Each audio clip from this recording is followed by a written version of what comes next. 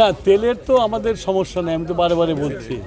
এখন সমস্যা হচ্ছে কোন জায়গায়, যে পেট্রোল পাম্পে দিনে 1 লরি তেল লাগতো, এখন হঠাৎ করে এই যুদ্ধের কারণে মানুষ সব তেল সংগ্রহ করা শুরু করেছে, যার ফলে ওই পেট্রোল পাম্প যেদিন সারাদিনে যেটা বেচত সেটা এখন 2 ঘন্টায় বিক্রি হয়ে যায়।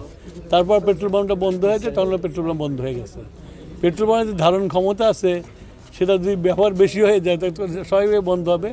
তেল সরবরাহ সবসময় আছে এবং আমি সারা দেশের আমাদের জেলা প্রশাসক, এসপি এদের সাথে কথা বলেছি, তারা মনিটর করছে।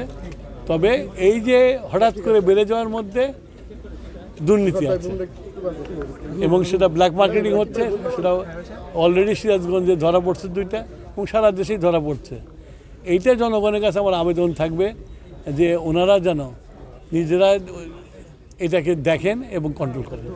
আচ্ছা, আমাদের মাননীয় প্রধানমন্ত্রীর সবচেয়ে বড় বিদ্যুতের ক্ষেত্রে সবচেয়ে বড় থ্রাস্ট সেক্টর হলো সৌর বিদ্যুৎ, রিনিউয়েবল এনার্জি।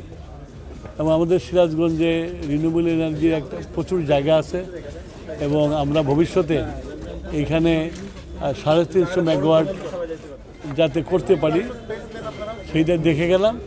এর পরবর্তীতে আমরা এটার উপর কাজ করব। আইনশৃঙ্খলা বাহিনী এই ব্যাপারে কাজ করে যাচ্ছে, তাদেরকে সহযোগিতা করতে হবে।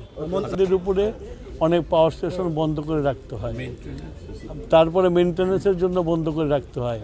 এখন আমার যা ডিমান্ড আছে সেই ডিমান্ড অনুসারে বিদ্যুৎ উৎপাদিত হচ্ছে, যার ফলে আমাদের এই যে রোজা পার হয়ে গেল কখনো কোনো ডিসরাপশন হয়নি।